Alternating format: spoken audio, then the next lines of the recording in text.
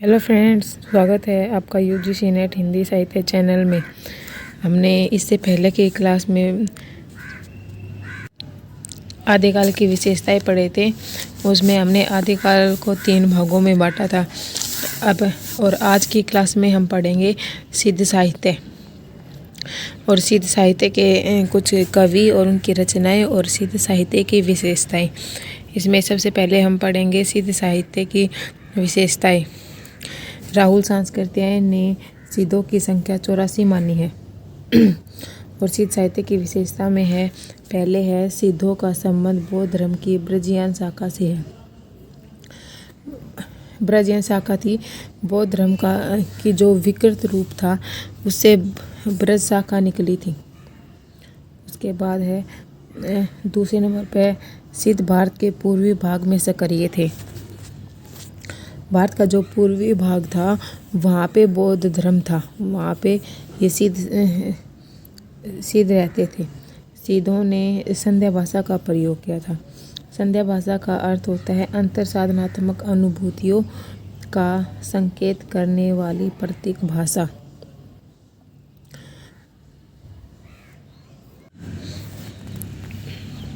उसके बाद है बिहार नालंदा विश्वविद्यालय इनका प्रमुख अड्डा था। जो सिद्ध थे वो मुख्यतः जो नालंदा विश्वविद्यालय थे वहाँ पे रहते थे। उसके बाद है सिद्ध साहित्य को 3 रूपों में देखा जा सकता है। इसमें पहला है नीति एवं आचार संबंधी, दूसरा है उपदेशपरक साहित्य, तीसरे नंबर पर है साधनात्मक साहित्य। उसके बाद है सिद्ध साहित्य की अन्य विशेषताएं हैं। सिद्धगण नारी भोग में विश्वास रखते थे। सिद्धों में जो नारियाँ रहती थी उनको रजकी कहते थे, डोमनी रजकी कहते थे।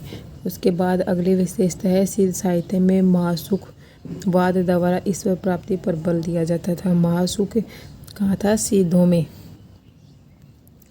यहाँ महासुखवाद का अर्थ है आनंद स्वरूप, आनंद ईश्वरत्व।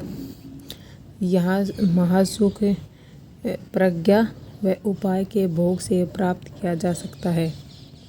सिद्ध साहित्य में तंत्र मंत्र साधना पर बल दिया जाता था। तंत्र मंत्र साधना पर बल दिया जाता था। जो सिद्ध साहित्य थे ब्रजयान शाखा के जो तांत्रिक योगी थे उनको सिद्ध कहा जाता था। साधना में शिव शक्ति के युगल रूप की उपासना करते थे। अगले जो विशेषता वो है कि सिद्ध साहित्य में जाति प्रथा व वर्ण भेद का विरोध किया गया है। ये जाति प्रथा वर्ण भेद का विरोध करते थे। अगली जो विशेषता है इनमें आई कुरीतियों के कारण नाथों का आगमन हुआ था। जो सिद्ध थे उनमें इतनी कुरीतियाँ आ गई थी कि वे जैसे नारी भोग करते थे या माँ। उसके बाद अगली जो विशेषता है सिद्ध संप्रदाय वाम मार्गी साधना पर बल देता था।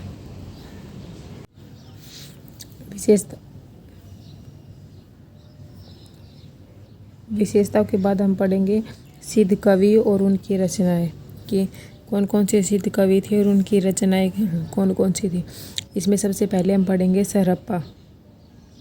सिद्ध कवियों में सबसे पहले नाम जो आता है वो है सरहप्पा। सरहप्पा का जन्म कब हुआ था? 769 ईस्वी में। और सरहप्पा के अन्य नाम क्या थे? सरहपाद, सरोज वज्र, राहुल भद्र। और इनकी जो रचनाएं थी, वैसे तो इनकी 32 रचनाएं थी, पर इनकी जो प्रमुख रचना थी वो थी दोहा कोश, जो प्रसिद्ध थी। इनके 32 ग्रंथ बताए जाते हैं जिनमें दोहा कोश प्रसिद्ध है। हिंदी में सर्वप्रथम चौपाई और दोहा पद्धति का प्रयोग इन्हीं की रचनाओं में मिलता है। कि हिंदी में सर्वप्रथम जो दोहा छंद का प्रयोग किया गया था या चौपाई का प्रयोग किया गया था वो दोहा कोश में मिलता है। सरहप्पा की रचना दोहा कोश में। इन्होंने पाखंड का विरोध कर गुरु को महत्व दिया था। इनका जीवन सहज और इनका जीवन सहज और संयम से भरा था। ये महासुख की प्राप्ति पर बल देते थे। डॉक्टर बच्चन ने इनके बारे में कहा है कि आक्रोश की भाषा का पहला प्रयोग सरहप्पा में ही दिखाई देता है। ये इम्पोर्टेंट है, इसको आप अच्छे से याद कर लेना कि डॉक्टर बच्चन ने सरहप्पा के बारे में क्या कहा था कि आक्रोश की भाषा का पहला प्रयोग सरहप्पा में ही दिखाई देता है। उसके बाद राहुल सांस्कृत्यायन ने सरहप्पा को हिंदी का प्रथम कवि माना है। हिंदी का प्रथम कवि सरहप्पा को किसने माना है? राहुल सांस्कृत्यायन ने। डॉक्टर प्रबोध चंद्र बागची दोहा कोश का संपादन किया था। दोहा कोश का संपादन किसने किया था? डॉक्टर प्रबोध चंद्र बागची ने। उसके बाद हरप्रसाद शास्त्री, इन्होंने सिद्धों की रचनाओं का संग्रह बंगला के अक्षरों में बोधगान और दोहा के नाम से निकाला था। किसने? हरप्रसाद शास्त्री ने। इसके बाद दूसरे नंबर पे जो कवि आते हैं, सिद्ध कवि जो आते हैं, वो है सबरपा। सबरपा का जन्म कब हुआ था? 780 ईस्वी में क्षत्रिय कुल में हुआ था। इनके गुरु का नाम था सरहप्पा। इनके शिष्य थे लोईपा। इनके ग्रंथ है वो है, इनका ग्रंथ है चर्या पद, जिसे चर्या गीत भी कहते हैं। चर्या पद एक प्रकार का गीत है जो प्राय अनुष्ठानों के समय गाया जाता है। ये चर्या पद है, ये एक प्रकार का गीत है, इसलिए इसे चर्या गीत भी कह देते हैं। चर्या पद संध्या भाषा शैली के दृष्टिकूट पदों में लिखा गया है। दृष्टिकूट के दोहरे अर्थ होते हैं। सबरों की वेशभूषा में रहने के कारण ही इनका नाम सबरपा पड़ा था। जो सबरपा जो नाम था, ये सबरों की वेशभूषा में रहते थे, इनके कारण इनका नाम सबरपा पड़ा था। यह मोह माया के विरोधी कवि थे। उसके बाद इन्होंने भी सहज जीवन पर बल दिया था, क्योंकि ये सरहप्पा के शिष्य थे, तो उनके जैसे ही इन्होंने सहज जीवन पर बल दिया था। उसके बाद तीसरे नंबर पर जो सिद्ध कवि आते हैं वो है लोईपा। लोईपा का जन्म कब हुआ था? 8वीं सदी में। इनके शिष्य थे जालंधर पाके। इनके शिष्य जालंधर पा थे और इनके जो गुरु थे वो थे सबरपा। इनकी पुस्तक प्राप्त नहीं है, कि इनका कोई भी ग्रंथ अभी तक प्राप्त नहीं है। लोईपा 84 सिद्धों में सबसे उच्च स्थान रखते थे। ये काश्यप परिवार से थे। इनकी साधना उच्च कोटि की थी। सिद्धों में से जो सबसे ज़्यादा नारी भोग लोईपा ने ही किया था। इनके काव्य में दर्शन और रहस्य की भावना प्रधान थी।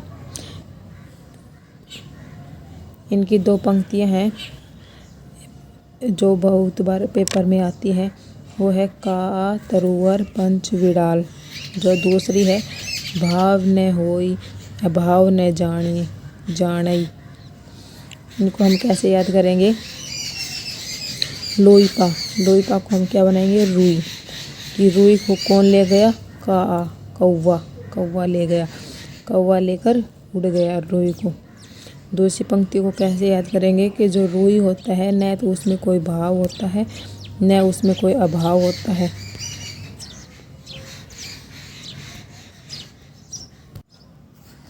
उसके बाद ये एक प्रमुख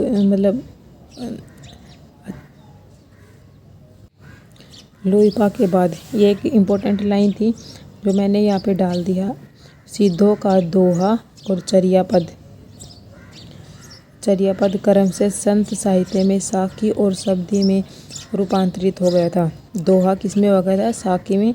और चर्या पद किस में? शब्दी में। सिद्धों का दोहा था और संत साहित्य में साखी, और सिद्धों में चर्या पद था, संत साहित्य में शब्दी नाम से हो गया था। उसके बाद जो कवि आते हैं वो है कण्हप्पा। कण्हप्पा का जन्म हुआ था 820 ईस्वी में। कहाँ हुआ था? कर्नाटक में। और ब्राह्मण वंश में हुआ था। इनके गुरु का क्या नाम था? जालंधर और इनके शिष्य का नाम था विरूपा। इनकी 74 रचनाएं मानी जाती हैं, उपलब्ध नहीं है इनकी एक भी रचना। वैसे तो इनकी 74 रचनाएं मानी जाती है, पर इनकी एक भी रचनाएं उपलब्ध नहीं है अब तक। इनके ग्रंथ दर्शन और तंत्र पर आधारित हैं। ये 84 सिद्धों में सबसे विद्वान माने जाते हैं। सबसे उच्च कौन माने जाते हैं? लोईपा। और सबसे विद्वान कौन से माने जाते हैं? कणहप्पा। ये एक दार्शनिक कवि थे। इन्होंने पौराणिक रूढ़ियों व भ्रांतों का विरोध किया। दार्शनिक कवि थे। उसके बाद राहुल सांस्कृत्य ने कणहप्पा के बारे में कहा है कि कणहप्पा पांडित्य और कवित्व में बेजोड़ थे, कि पांडित्य में और कवित्व में इनके बराबर कोई भी नहीं था सिद्ध साहित्य में। कणहप्पा के बाद आते हैं डोम्बिपा। डोम्बिपा का जन्म कब हुआ था? 840 ईस्वी में। कहाँ? मगध में, क्षत्रिय परिवार में हुआ था। इनके गुरु थे विरूपा। इनके 21 ग्रंथ हैं बताए जाते हैं, जिनमें से जो प्रमुख ग्रंथ है, प्रसिद्ध ग्रंथ है, वो है डोम्बी गीतिका, योगचर्या और अक्षरद्वीपोपदेश। ये इनके प्रसिद्ध ग्रंथ है। वैसे तो इनकी 21 ग्रंथ है, पर इनके जो प्रसिद्ध और प्रमुख जो ग्रंथ है वो ये 3 ही हैं: डोम्बी गीतिका, योगचर्या और अक्षरद्वीपोपदेश। अब हम जो सिद्ध कवि थे उनकी जो रचनाएं थी उनको ट्रिक के साथ याद करेंगे। सबसे पहले आता है सरहप्पा। सरहप्पा की रचना का क्या नाम था? दोहा कोश। सबरप्पा चर्यापद या चर्या गीत। लोईपा और कणहप्पा की कोई रचना नहीं थी। उसके बाद आता है डोम्बिपा।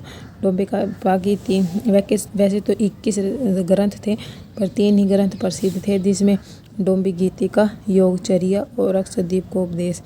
अब हम इनको कैसे याद करेंगे? सरहप्पा को हम क्या बनाएंगे? पप्पा, मतलब पापा। उनकी क्या रचना थी? दोहा कोश। पापा को जब हम कहते हैं कि हम नालंदा विश्वविद्यालय में पढ़ने जाएंगे, क्योंकि सिद्धों का जो मेन अड्डा था वो था नालंदा विश्वविद्यालय, तो हम उसी से कनेक्ट करके बना लेंगे ताकि हमें वो भी याद रह जाए।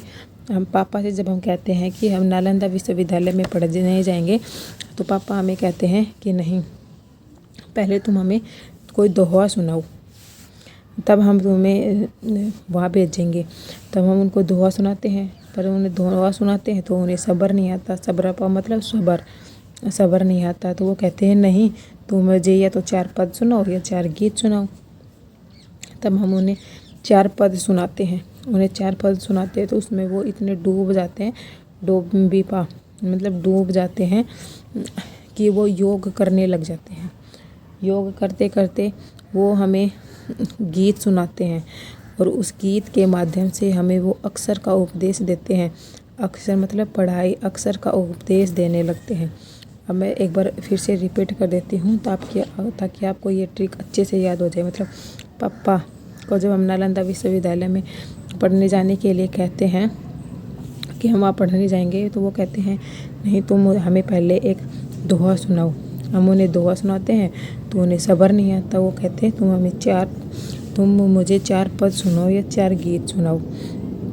हम उन्हें जब 4 पद सुनाते हैं तो वो उसमें इतने डूब जाते हैं कि वो योग करने लग जाते हैं। तो योग करते करते गीत गाते हैं, और उस गीत के माध्यम से हमें अक्षर का उपदेश देने लगते हैं।